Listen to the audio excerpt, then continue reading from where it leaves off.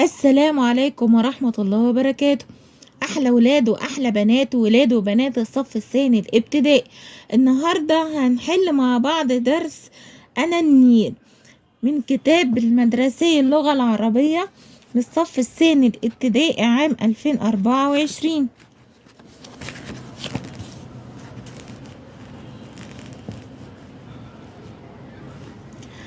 أنا النيل.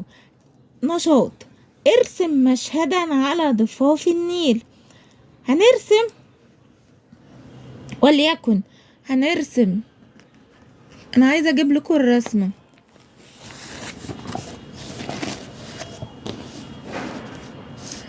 هنرسم نهر النيل، ودي الضفاف يعني الشاطئ، يعني شاطئ النهر، وهنا صخره وعليها بنت ماسكه صناره وبتصطاد من ماء النيل. وهنا الحته دي او المنطقه دي هتكون باللون الاخضر، وفي شجره مثلا ولا حاجه، والجزء ده بلون ازرق لان ده نهر النيل. وعلى حسب التلميذ، على حسب خيال التلميذ، هو عايز يرسم مشهد على ضفاف النيل اللي هو جانبي النيل. طيب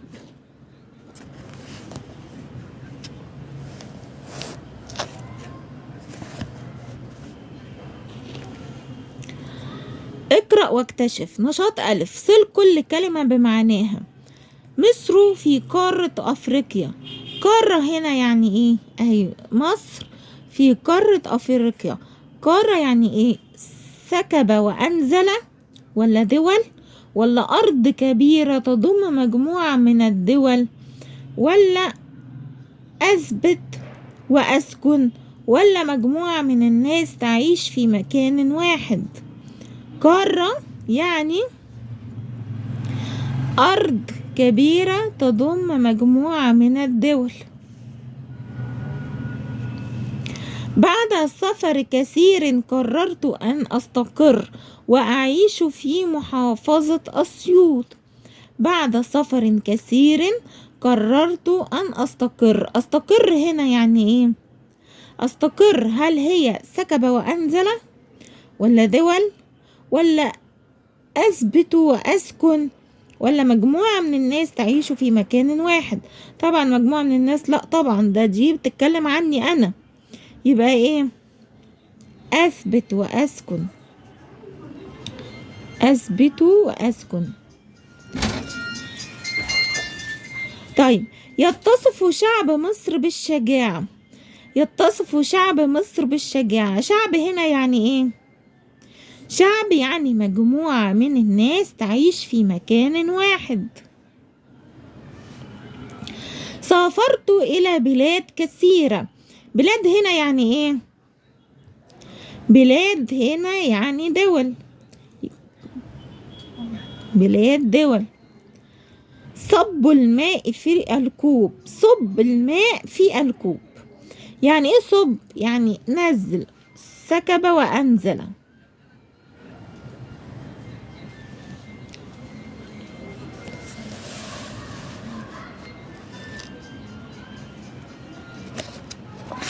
طيب الصفحة اللي بعدها صفحة 52.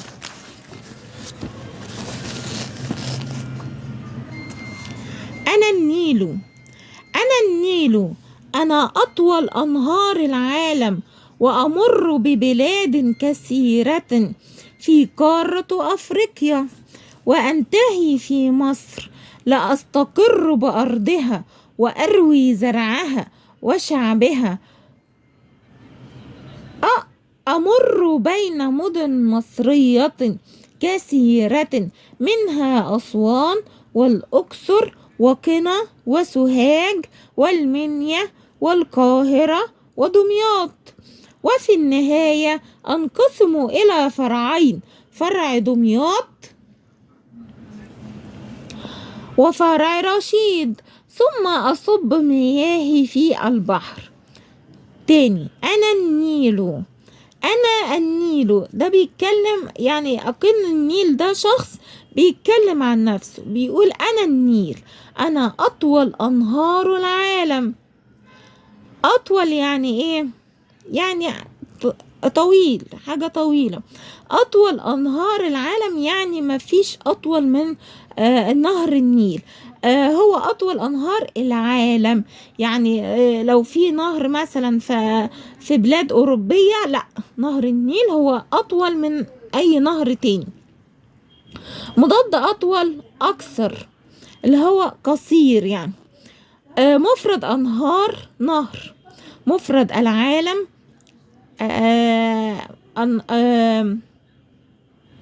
أنا النيل. أنا أطول أنهار العالم. العالم دي اسم ولا فعل؟ لا، هو اسم، لأن أولها ألف ولام، وأي كلمة أولها ألف ولام بتبقى اسم مش فعل. أنهار برضو اسم. النيل برضو اسم لأن أولها ألف ولام. وأنهار ده اسم نهر.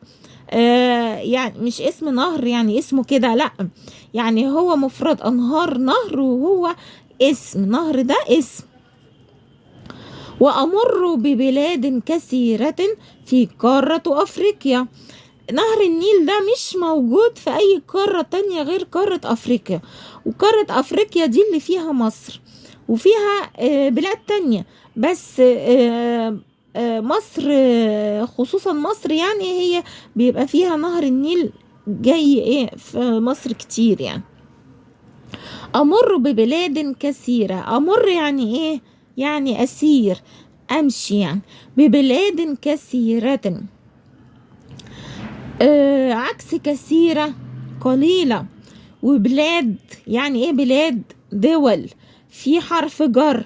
قارة أفريقيا. أفريقيا دي اسم مش فعل. وقارة برضو اسم. طيب قارة دي يعني ايه؟ يعني أرض كبيرة بتضم مجموعة من الدول. وأنتهي في مصر لأستقر بأرضها.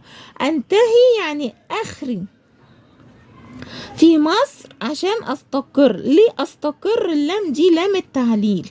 أستقر يعني أسكن بأرضها. وأروي زرعها. أروي يعني إيه؟ يعني أسقي الزرع بتاع مصر يعني. وشعبها. شعبها ده هيحصل ايه؟ ان هو هيروي العطش بتاعه. يعني الشعب ده يعني ايه؟ يعني مجموعة من الناس. اروي زرعها يعني اسقي زرعهم. واروي شعبها يعني ايه؟ اروي شعبها يعني الشعب مصر، او الشعب اللي هو بيمر فيه البلاد اللي شعبها بيمر من خلالها يعني نهر النيل ده. الناس بتشرب من مية النيل دي، اسمها أروي شعبها، يعني بيشربوا من مية النيل. أمر بين مدن أمر بين مدن مصرية كثيرة.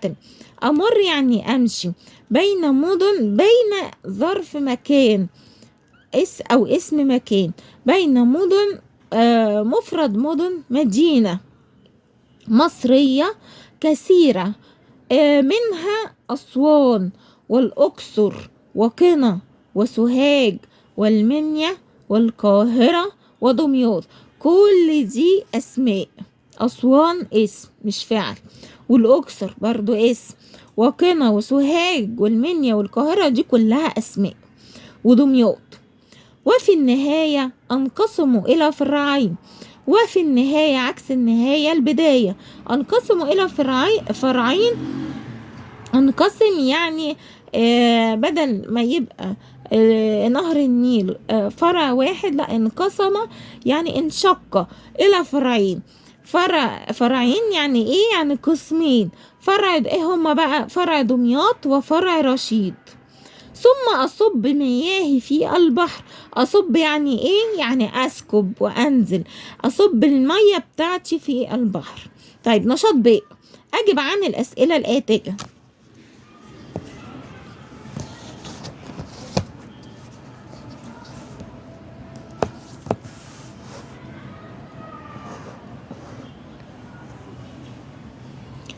أجب عن الأسئلة الآتية.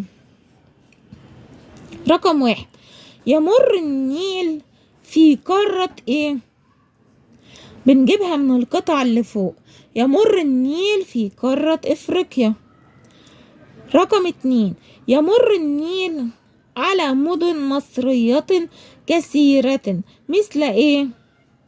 هنقول اهي على مدن مصرية كثيرة منها أسوان والأقصر وقنا وسوهاج والمنيا والقاهرة ودمياط. ده كله هنكتبه؟ لا، هو ايه عامل نقطتين 2 بس، فاحنا نختار اي مدينة منها.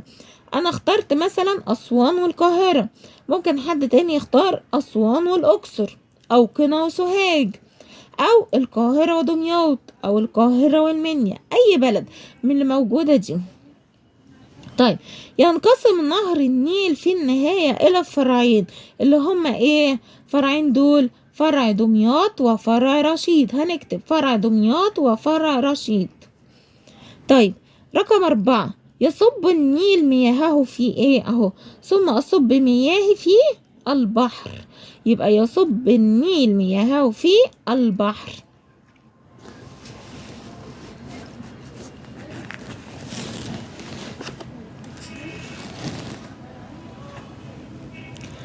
نشاط ج، صل كل جملة بالصورة المناسبة. قارة أفريقيا، نهر النيل، فرع دمياط ورشيد. فرع يعني 2، فرع اللي هي آخرها ألف، الألف دي معناها 2 مثنى يعني. فرع دمياط وفرع رشيد. قارة أفريقيا أنهي واحدة من دي؟ طبعا ده نهر النيل،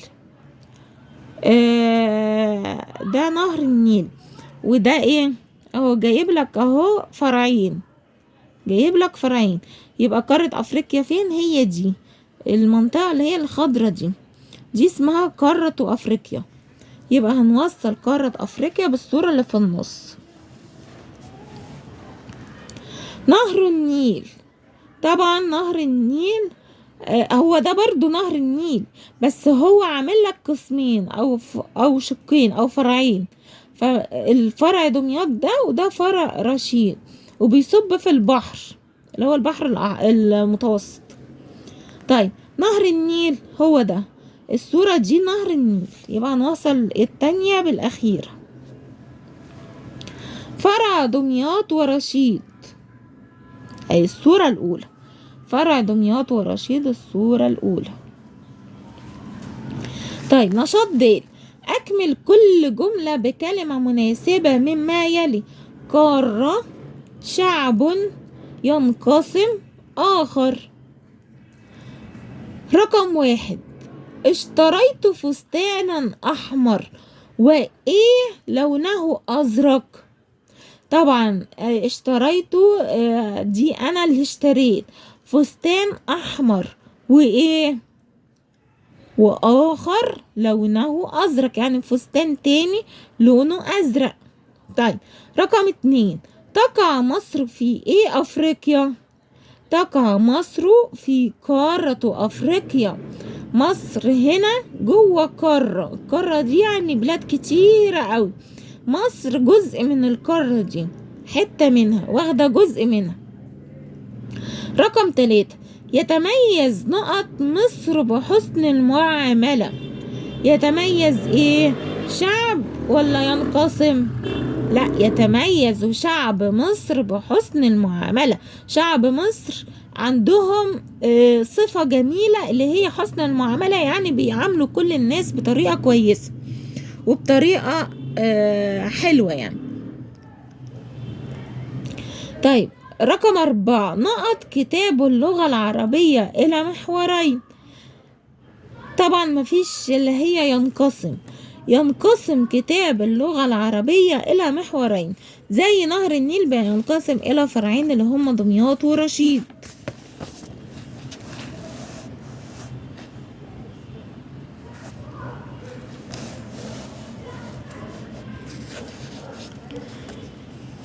لاحظ واكتشف. نشاط، اقرأ ولاحظ ثم أجب عن الأسئلة.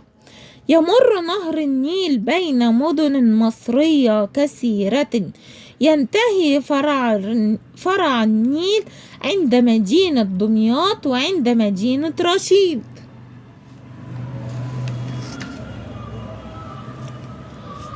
يمر تاني، يمر نهر النيل، يمر يعني يسير، نهر النيل بين ده اسم مكان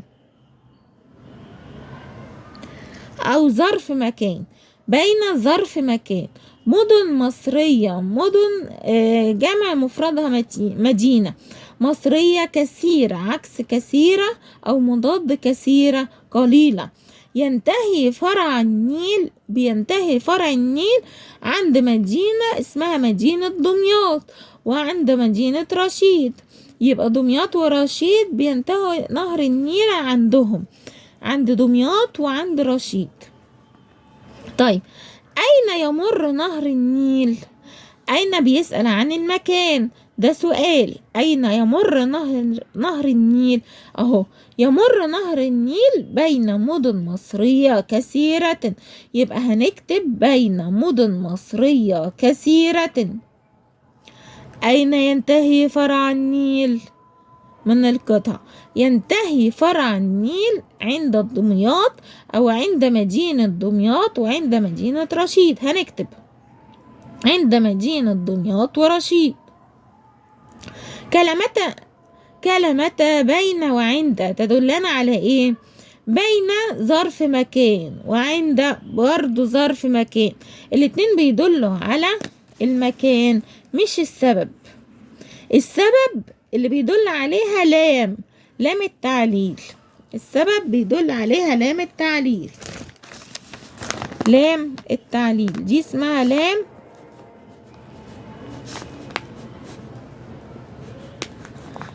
التعليل.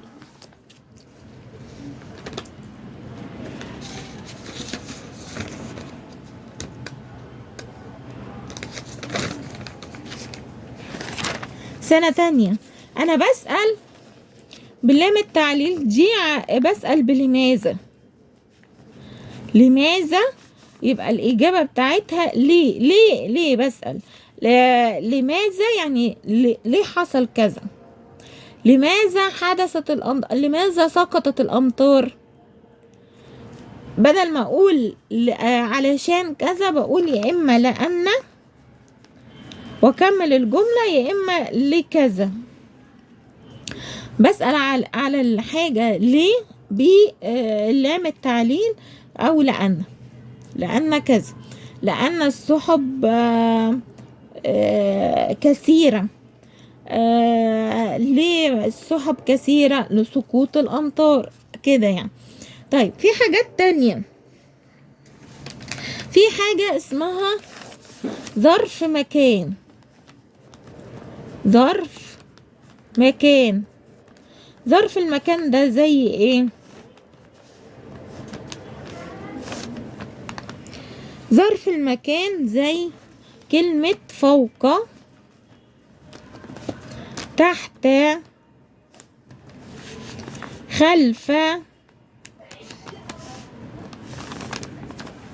أمام،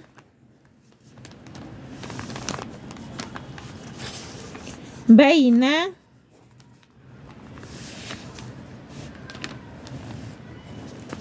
وعند.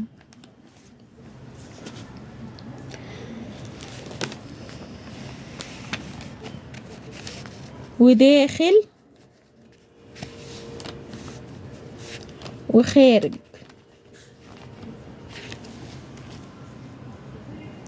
هي دي ظرف المكان. يعني ايه ظرف مكان؟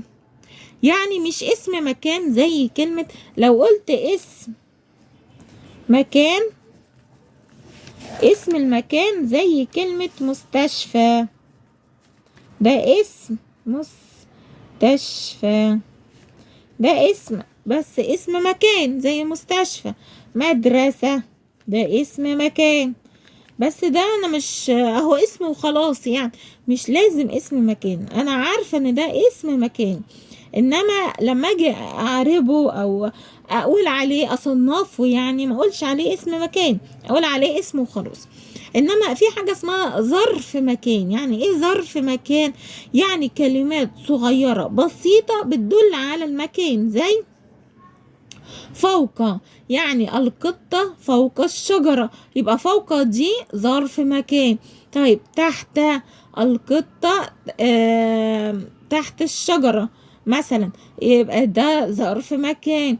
طيب أمام، القطة أمام الشجرة، يبقى ده ظرف مكان. طيب مثلا أقول بين، القطة بين شجرتين، يعني في شجرة على اليمين وشجرة على الشمال والقطة في النص، يبقى ده اسمها بين. مادام في حاجتين حاجة وحاجة، يبقى أحط إيه؟ أحط بين، لأن بين الوحيدة اللي فيها ظرف مكان حاجتين، إنما كل واحدة منهم حاجة واحدة. يعني إيه؟ القطة خارج الباب، أنا ذكرت باب واحد بس. طيب القطة فوق الشجرة، القطة داخل المنزل، القطة تحت المنزل، القطة عند الباب، القطة خلف الشجرة، القطة أمام الشجرة، القطة بين الشجرة والبيت. أنا ذكرت إيه؟ كلهم حاجة واحدة ما عدا بين اللي ذكرت فيها اسم مكانين، اللي هي الشجرة والبيت. القطة ما بين القطة بين الشجرة والبيت، أو بين الشجرتين، في شجرتين والقطة في النص ما بينها، يبقى إيه فيها إيه؟ اسم مكانين، إنما كل حاجة منهم اسم مكان واحد. تمام؟ مش شرط القطة، أنا بقول أي مثال، ممكن أنت كمان تقول مثال آخر. خلاص؟ يبقى إيه الظرف المكان؟ خارج، فوق، داخل، تحت، عند، خلف، أمام، بين. تاني، ظرف المكان فوق، تحت، داخل، خارج، عند، خلف، أمام، بين. تاني، ظرف المكان فوق، تحت، داخل، خارج، أمام، خلف، عند، وبين. دي أسماء ظرف المكان. طيب رقم 4، لاحظ وتعلم. نشاط ألف، اقرأ وصل كل جملة بالصورة المناسبة له. القطة خلف الكرسي، فين القطة؟ اللي ورا الكرسي، يعني الكرسي محطوط كده والقطة وراها، هي فين؟ اهي هي الصورة دي، القطة خلف الكرسي، هي دي. طيب القطة أمام الكرسي، يعني إيه أمام؟ يعني قدامها، يعني الكرسي محطوط كده وهي قدامها، قدام الكرسي، يبقى الصورة الأخيرة. طيب القطة بين الصندوق والكرسي، أو ذكر مكانين هم، الصندوق والكرسي، يبقى فين؟ أهي الصورة الأخيرة دي، ما بين الصندوق والكرسي، والقطة في النص. ما دام القطة في النص يبقى دي اسمها باينة.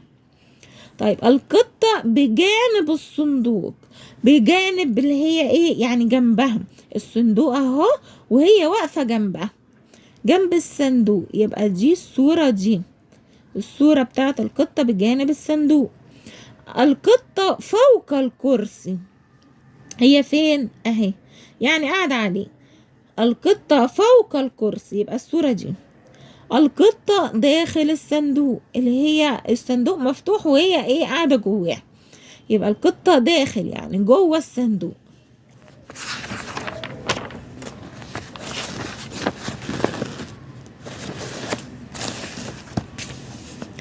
نشاط ب، لاحظ كل صورة واكتب ظرف المكان المناسب لكل جملة مما يلي: داخل، عند، فوق، بين. هنا الفار قاعد فوق الكرسي، يبقى مكتوب ايه؟ الفأر نقط الكرسي. هل هو تحت الكرسي؟ عايزين ظرف مكان، او بنختار حاجة من الحاجات دي اللي هي ظرف مكان، كلهم ظرف مكان. هنختار ايه؟ داخل الكرسي، هل هو يعني الكرسي فيه حفرة وهو قاعد جواه، ولا عند، ولا فوق، ولا بين؟ فوق. طيب هنا العصافير جوه العش، جوه دي يعني ايه؟ انا شايفاها جوه، يعني ايه جوه دي؟ يعني داخل، يبقى العصافير داخل العش، بره أمامها هنا، ولا بجانب، يعني بجانب يعني واقفة بجنبها هنا، ولا أمامها هنا، ولا وراها، ده هي جوه العش أو داخل العش. طيب الولد يقف نقط سور الحديقة. الولد اهو، وده سور الحديقة، يبقى الولد واقف فين؟ عند سور الحديقة. لو كان في كلمة أمام هي ينفع برضو، لأنه واقف أمام سور الحديقة. تمام، بس هنا في الاختيارات مش جايب غير عند، هي تنفع برضو. طيب هنا الكلب واقف بين الولد والبنت، يبقى الكلب ايه؟ الولد والبنت. مادام في اتنين يبقى ايه؟ بين الولد والبنت. شارك. نشاط ألف، استخدم الكلمات الآتية وصف نهر النيل لأصدقائك. أطول، سر الحياة، قارة أفريقيا، مجرى، ينتهي، فرع النيل. عايزين نستخدم الكلمات دي في ان انا اوصف نهر النيل مثلا، اللي هي ايه؟ وصف نهر النيل. اوصفه لاصدقائي، يعني كل تلميذ مثلا هيقف ويوصف نهر النيل لأصدقائه أمام المعلم. هيقول إيه؟ مثلا النيل أطول أنهار العالم، النيل هو سر الحياة، ويمر ببلاد كثيرة في قارة أفريقيا، وينتهي في مصر، وينقسم نهر النيل إلى فرعين، هما فرع دمياط وفرع رشيد. أنا كده استخدمت كل الكلمات دي. طيب اكتب ما يملى عليك. طبعا دي قطعة أو كلام، يعني المفروض التلميذ هيكتبها غيبان، مش ان هو يشوفها يعني. اشتريت من السوق فراولة وبرتقالا ودواء لأخي المريض. اشتريت من السوق فراولة. طبعا فراولة عليها تنوين بالفتح، فاصلة، وبرتقالا برضو برتقالا عليها تنوين بالفتح، فاصلة، ودواء لأخي المريض، نقطة. وبكده قد انتهينا من درس النهاردة، وأشوفكم على خير المرة القادمة. أشكركم، ما تنسوش تعملوا لايك وتفعلوا زر الجرس عشان يوصل لكم كل جديد. مع السلامة.